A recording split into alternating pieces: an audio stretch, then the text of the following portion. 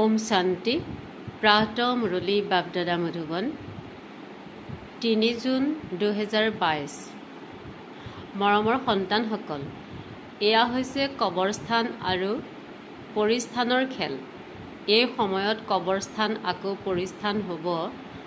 তোমালোকে এই কবৰস্থানৰ প্ৰতি অন্তৰৰ আকৰ্ষণ ৰাখিব নালাগে। প্ৰশ্ন: মনুষ্যই কোনটো এটা কথা জানি গ'লে তেতিয়া সকলো সংশয় দূৰ হৈ যাব? উত্তৰ: পিতা কোন হয়, তেওঁ কেনেকৈ আহে, এইটো কথা জানি গ'লে তেতিয়া সকলো সংশয় দূৰ হৈ যাব। যেতিয়ালৈকে পিতাক নাজানে তেতিয়ালৈকে সংশয় দূৰ হ'ব নোৱাৰে। নিশ্চয় বুদ্ধিৰ হ'লে বিজয়ী মালাত আহি যাব, কিন্তু এটি এটি কথাত ছেকেণ্ডত পূৰা নিশ্চয় জন্মা উচিত। গীত: সুৰভিদে আকাশ সিংহাসন, এৰি দিয়ক আকাশ সিংহাসন। ওম শান্তি। পিতাই বহি সন্তানসকলক বুজায়, এয়া হৈছে বেহদৰ আত্মিক পিতা। সকলো আত্মাই ৰূপটো নিশ্চয় সলনি কৰে। নিৰাকাৰৰ পৰা সাকাৰত কৰ্মক্ষেত্ৰত ভূমিকা পালন কৰিবলৈ আহে। সন্তানসকলে কয়, বাবা, আপুনিও আমাৰ দৰে ৰূপ সলাওক। নিশ্চয় সাকাৰৰ ৰূপ ধাৰণ কৰিহে জ্ঞান দিব, নহয় জানো? মনুষ্যই ৰূপ ল'ব। সন্তানসকলেও জানি আমি নিৰাকাৰ পাছত সাকাৰ হওঁ। যথাযথ হয়ো এনেকুৱাই। সেইখন হৈছে নিৰাকাৰী সৃষ্টি। এয়া পিতাই বহি শুনায়, কয়, তোমালোকে নিজৰ 84 জন্মৰ কাহিনী নাজানা। মই এওঁ শৰীৰত প্ৰৱেশ কৰি এওঁক বুজাই আছোঁ। এওঁতো নাজানে। কৃষ্ণটো সত্যযুগৰ ৰাজকুমাৰ। এওঁ আহিবলগীয়া হয় পতিত সৃষ্টিলৈ, পতিত শৰীৰত। কৃষ্ণ বগা আছিল, আকৌ ক'লা কেনেকৈ হ'ল, এইটো কোনেও নাজানে। এনেকৈ কয় যে সৰ্পই দংশন কৰিলে। বাস্তৱত এয়া হৈছে 5 বিকাৰৰ কথা। কামচিতাত বহিলে ক'লা হৈ যায়। শ্যাম সুন্দৰ বুলি কৃষ্ণকে কয়। মোৰতো শৰীৰেই নাই, যিটো বগা বা ক'লা হ'ব। মইতো চিৰ পবিত্ৰ হওঁ। মই কল্পই কল্পই সংগমত আহোঁ। যেতিয়া কলিযুগৰ অন্ত আৰু সত্যযুগৰ আদি হয়, ময়ে আহি স্বৰ্গৰ স্থাপনা কৰিব লাগে। সত্যযুগ হৈছে সুখধাম, কলিযুগ হৈছে দুখধাম। এই সময়ত মনুষ্য মাত্ৰেই সকলো পতিত। সত্যযুগৰ লক্ষ্মী নাৰায়ণ মহাৰাজা মহাৰাণীৰ প্ৰশাসনক ভ্ৰষ্টাচাৰী বুলিতো কোৱা নহ'ব। ইয়াত সকলো হৈছে পতিত। ভাৰত স্বৰ্গ আছিল, তেতিয়া দেৱী দেৱতাসকলৰ ৰাজ্য আছিল। সম্পূৰ্ণ প্ৰাবন স্বেচ্ছাচাৰী আছিল। ভ্ৰষ্টাচাৰীয়ে স্বেচ্ছাচাৰীসকলক পূজা কৰে। সন্ন্যাসী পবিত্ৰ হয়, গতিকে অপবিত্ৰসকলে তেওঁলোকৰ আগত মূৰ দোৱায়। সন্ন্যাসীসকলক গৃহস্থীসকলে অনুসৰণটো একোৱেই নকৰে, মাত্ৰ কৈ দিয়ে, মই অমুক সন্ন্যাসীৰ অনুগামী। সেয়াও যেতিয়া অনুসৰণ কৰিব তেতিয়াহে হ'ব। তোমালোকো সন্ন্যাসী হৈ যোৱা, তেতিয়া অনুগামী বুলি কোৱা হ'ব। গৃহস্থী অনুগামী হয়, কিন্তু তেওঁলোক পবিত্ৰতো নহয়। সন্ন্যাসীসকলেও তেওঁলোকক নুবুজায় আৰু তেওঁলোকে নিজেও নুবুজে যে আমিতো অনুসৰণ নকৰোঁ। ইয়াতো মাতা পিতাক পূৰা অনুসৰণ কৰিব লাগে। গায়ন কৰা হয়, মাতা পিতাক অনুসৰণ কৰা। অন্য সকলোৰে সংগৰ পৰা বুদ্ধিযোগ আঁতৰাব থাকে। সকলো দেহধাৰীৰ পৰা আঁতৰাই মোৰ অৰ্থাৎ একমাত্ৰ পিতাৰ সৈতে নলগোৱা, তেতিয়া পিতাৰ ওচৰত আহি উপস্থিত হৈ যাবা। আকৌ সত্যযুগত আহি যাবা। তোমালোক হৈছা অলৰাউণ্ডাৰ, আদিৰ পৰা অন্তলৈকে ভূমিকা পালন কৰোঁতা। 84 জন্ম লোৱা, আদিৰ পৰা অন্তলৈকে, অন্তৰ পৰা আদিলৈকে তোমালোকে জানা আমাৰ অলৰাউণ্ড ভূমিকা চলে। অন্য ধৰ্মাৱলম্বীসকলৰ আদিৰ পৰা অন্তলৈকে ভূমিকা নচলে। আদি সনাতন হয়ে এক দেৱী দেৱতা ধৰ্ম। প্ৰথমে সূৰ্যবংশী আছিল। এতিয়া তোমালোকে জানা যে আমি আদিৰ পৰা অন্তলৈকে অলৰাউণ্ড 84 জন্মৰ পৰিক্ৰমা লগাওঁ। পাছত অহাসকলতো অলৰাউণ্ডাৰ হ'ব নোৱাৰে। এয়া বোধশক্তিৰ কথা। পিতাৰ বাহিৰে কোনেও বুজাব নোৱাৰে। পোন প্ৰথমে হয়ে দৈৱী ধৰ্ম। আধা কল্প সূৰ্যবংশী চন্দ্ৰবংশী ৰাজ্য চলে। এতিয়াতো এইটো বহুত সৰু যুগ। ইয়াক সংগম যুগ বুলি কয়, কুম্ভ বুলিও কয়। তেওঁকেই স্মৰণ কৰে, হে পৰম পিতা পৰমাত্মা আহি আমাক পতিতসকলক পাৱন কৰি তোলক। পিতাক সাক্ষাৎ কৰিবলৈ কিমান হাবাথুৰি খাই ফুৰে। যজ্ঞ তপ দান পুণ্য আদি কৰি থাকে, লাভ একোৱেই নহয়। এতিয়া তোমালোক হাবাথুৰি খোৱাৰ পৰা মুক্ত হৈ গ'লা। সেয়া হৈছে ভক্তিকাণ্ড, এয়া হৈছে জ্ঞানকাণ্ড। ভক্তি মাৰ্গ আধা কল্প চলে, এয়া হৈছে জ্ঞান মাৰ্গ। এই সময়ত তোমালোকক পুৰণি সৃষ্টিৰ প্ৰতি বৈৰাগ্য জন্মায়। সেইবাবে এয়া হৈছে তোমালোকৰ বেহদৰ বৈৰাগ্য, কিয়নো তোমালোকে জানা এই গোটেই সৃষ্টি এতিয়া কবৰস্থান হ'ব। এই সময়ত কবৰস্থান আকৌ পৰিস্থান হ'ব। এয়া হৈছে কবৰস্থান, পৰিস্থানৰ খেল। পিতাই পৰিস্থান স্থাপন কৰে, যাক স্মৰণ কৰে। ৰাৱণক কোনেও স্মৰণ নকৰে। মুখ্য এটা কথা বুজিলে সকলো সংশয় দূৰ হৈ যাব। যেতিয়ালৈকে প্ৰথমতে পিতাক নাজানে তেতিয়ালৈকে সংশয় বুদ্ধিৰে হৈ থাকিব।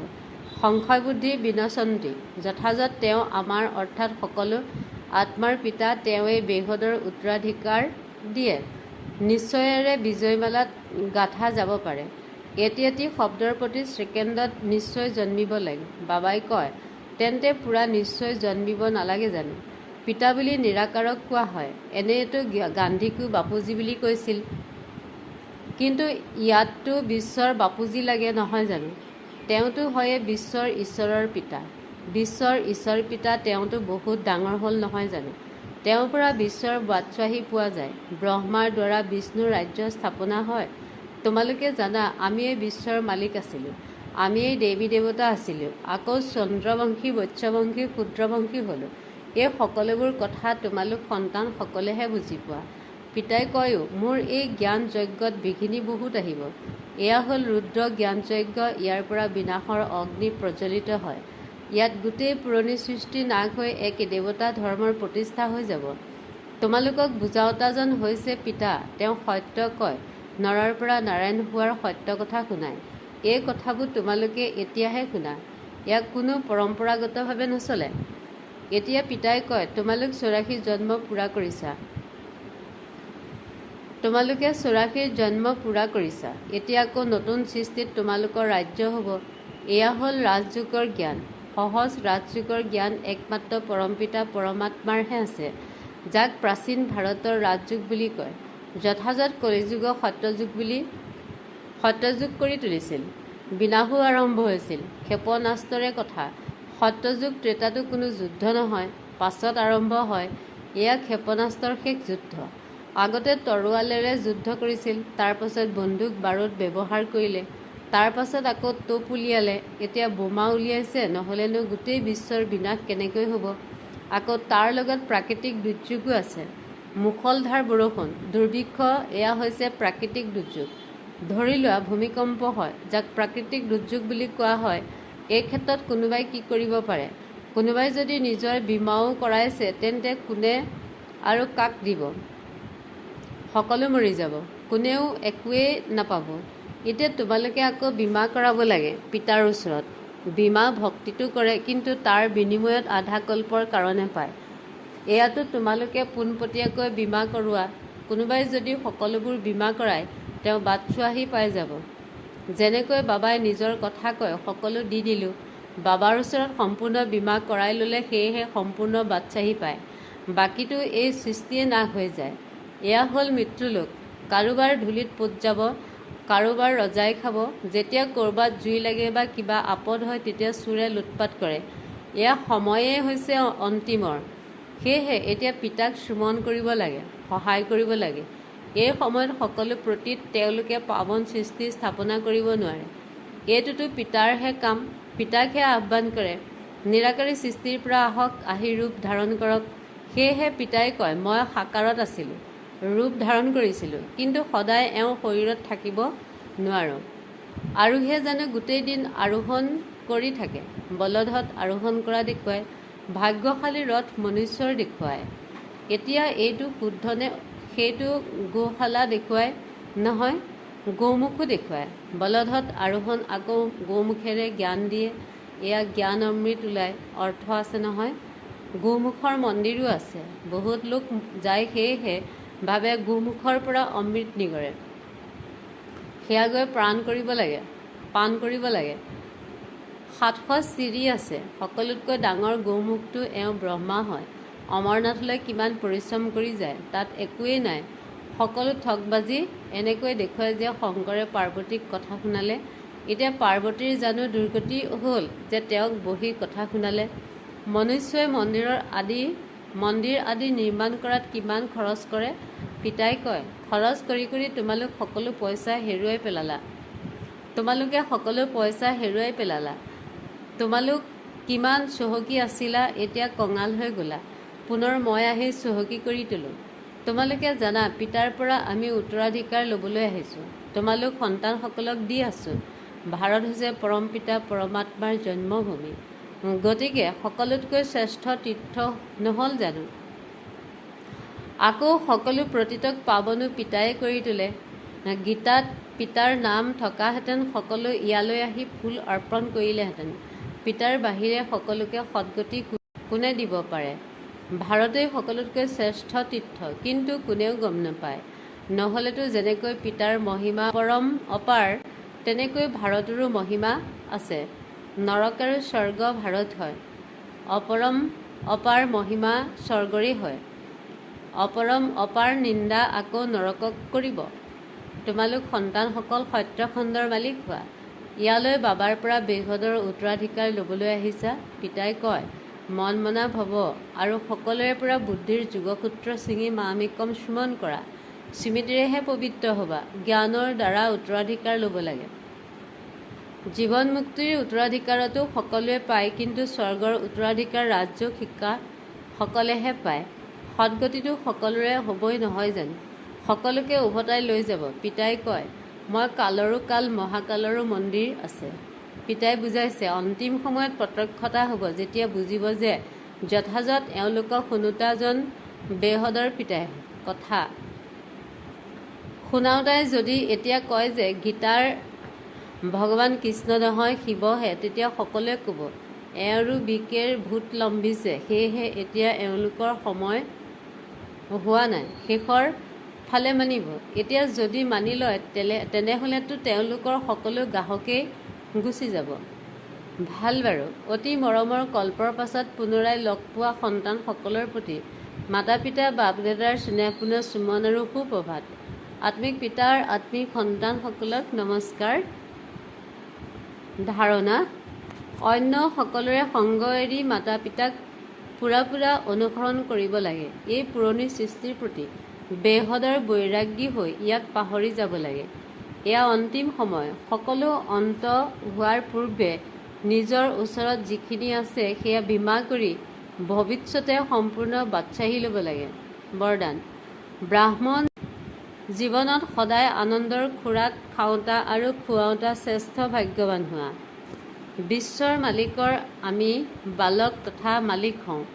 এইটো ঈশ্বৰীয় নিচা আৰু আনন্দত থাকা। বাহ, মোৰ শ্ৰেষ্ঠ ভাগ্য অৰ্থাৎ নচিব। এই আনন্দৰ জোলনাত সদায় জ্বলি থাকা, সদায় সৌভাগ্যশালী হোৱা আৰু সদায় আনন্দৰ খোৰাক খোৱা, আনকো খুওৱা, আনকো আনন্দৰ মহাদান দি সৌভাগ্যশালী কৰি তোলা। তোমালোকৰ জীৱনেই আনন্দময় হয়। আনন্দত থকা মানে জীয়াই থাকা। এই ব্ৰাহ্মণ জীৱনৰ শ্ৰেষ্ঠ বৰদান। শ্লোগান: সকলো পৰিস্থিতিত সহনশীল হোৱা, তেতিয়া আনন্দৰ অনুভৱ কৰি থাকিবা। ওম শান্তি। মাতেশ্বৰী জীৰ অমূল্য মহাবাক্য। আমাৰ এই ঈশ্বৰীয় জ্ঞান নিজৰ বুদ্ধিৰ পৰা উদয় হোৱা নাই। এয়া কোনো নিজৰ জ্ঞান অথবা কল্পনাও নহয়, অথবা সংকল্পও নহয়। কিন্তু এই জ্ঞান গোটেই সৃষ্টিৰ যিজন ৰচয়িতা হয় তেওঁৰ পৰা শুনা জ্ঞান, আৰু লগতে শুনি অনুভৱ আৰু বিবেকত যি অনা হয় সেয়া বাস্তৱত তোমালোকক শুনাই আছে। যদি নিজৰ বিবেকৰ কথা হ'লহেঁতেন তেন্তে কেৱল নিজৰ মাজতে চলিলহেঁতেন। কিন্তু এয়াতো পৰমাত্মাৰ দ্বাৰা শুনি বিবেকেৰে অনুভৱ কৰি ধাৰণ কৰা হয়। যি কথা ধাৰণ কৰা হয় সেয়া নিশ্চয় যেতিয়া বিবেকে আৰু অনুভৱত আহে তেতিয়াহে নিজৰ বুলি মানি লোৱা হয়। এইটো কথাও এওঁ দ্বাৰা আমি জানিছোঁ। তেন্তে পৰমাত্মাৰ ৰচনা কি? পৰমাত্মা কোন? বাকী কোনো নিজৰ সংকল্পৰ কথা নহয়। যদি হ'লহেঁতেন তেন্তে নিজৰ মনতে উদয় হ'লহেঁতেন। এয়া নিজৰ সংকল্প। সেয়েহে আমাৰ স্বয়ং পৰমাত্মাৰ দ্বাৰা যি মুখ্য ধাৰণাযোগ্য জ্ঞানৰ সাৰ প্ৰাপ্ত হৈছে সেয়া হৈছে মুখ্যতঃ যোগযুক্ত হোৱা, কিন্তু যোগযুক্ত হোৱাৰ পূৰ্বে জ্ঞানৰ প্ৰয়োজন। যোগযুক্ত হ'বলৈ প্ৰথমে জ্ঞান লাগে, কিন্তু কিয় কয় প্ৰথমে ভাবা বুজা আৰু পাছত যোগযুক্ত হোৱা? সদায় এনেকৈ কোৱা হয়, প্ৰথমে জ্ঞান লাগে, নহ'লেতো বিপৰীত কৰ্ম হ'ব। সেয়েহে প্ৰথমতে জ্ঞানৰ প্ৰয়োজন। জ্ঞান হৈছে এক উচ্চ অৱস্থা, যাক জানিবৰ বাবে বুদ্ধিৰ প্ৰয়োজন, কাৰণ উচ্চতকৈ উচ্চ পৰমাত্মাই আমাক পঢ়ায়। এই ঈশ্বৰীয় জ্ঞানে এফালে ছিঙে, আনফালে জোৰা লগায়। একমাত্ৰ পৰমাত্মাৰ সংগ লোৱা, যিটো শুদ্ধ সম্বন্ধৰে আমাৰ জ্ঞানৰ চিৰি আগবাঢ়িব, কিয়নো এই সময়ত আত্মা কৰ্মবন্ধনৰ বশীভূত হৈ গৈছে। সেয়া আদিতে কৰ্মবন্ধন ৰহিত আছিল, আৰু পাছত কৰ্মবন্ধনত আহিল, আৰু এতিয়া পুনৰাই তাক নিজৰ কৰ্মবন্ধনৰ পৰা মুক্ত কৰিব লাগে। এতিয়া নিজৰ কৰ্মৰো বন্ধন থাকিব লাগে, আৰু কৰ্ম কৰাটো নিজৰ হাতত ৰাখিব লাগে, অৰ্থাৎ কৰ্মৰ ওপৰত নিয়ন্ত্ৰণ থাকিব লাগে। তেতিয়াহে কৰ্মবন্ধনৰ সৃষ্টি হ'ব। ইয়াকেই জীৱনমুক্তি বুলি কোৱা হয়। নহ'লেতো কৰ্মবন্ধনত চক্ৰত আহিলে সদাকালৰ কাৰণে জীৱনমুক্তি প্ৰাপ্ত নহ'ব। এতিয়াতো আত্মাৰ পৰা শক্তি নোহোৱা হৈ গ'ল, আৰু আত্মাৰ নিয়ন্ত্ৰণ নোহোৱাকৈ কৰ্ম হৈ আছে। কিন্তু কৰ্ম আত্মাৰ দ্বাৰা হ'ব লাগে, আৰু আত্মাত শক্তি জাগ্ৰত হ'ব লাগে। আৰু কৰ্মক এনেকুৱা স্থিতিলৈ আনিব লাগে যাতে কৰ্মৰ বন্ধন নাথাকে। নহ'লেতো মনুষ্য দুখ সুখৰ মেৰপাকত আহি যায়, কিয়নো কৰ্মই তেওঁলোকক টনা আজোৰা কৰি থাকে। আত্মাই শক্তি আহৰণ কৰে যাতে কৰ্মৰ বন্ধনত নাহে। এয়া হৈছে ফলাফল। এই কথাবোৰ ধাৰণ কৰিলে সহজ হৈ যাব। এই ক্লাছটিৰ উদ্দেশ্য এইটোৱেই। বাকী আমি কোনো বেদশাস্ত্ৰ পঢ়ি ডিগ্ৰী আহৰণ কৰিব নালাগে। তাৰ সলনি এই ঈশ্বৰীয় জ্ঞানৰ দ্বাৰা নিজেই নিজৰ জীৱন গঢ়িব লাগে, যাৰ কাৰণে ঈশ্বৰৰ পৰা সেই শক্তি আহৰণ কৰিব লাগে। ভাল বাৰু। ওম শান্তি।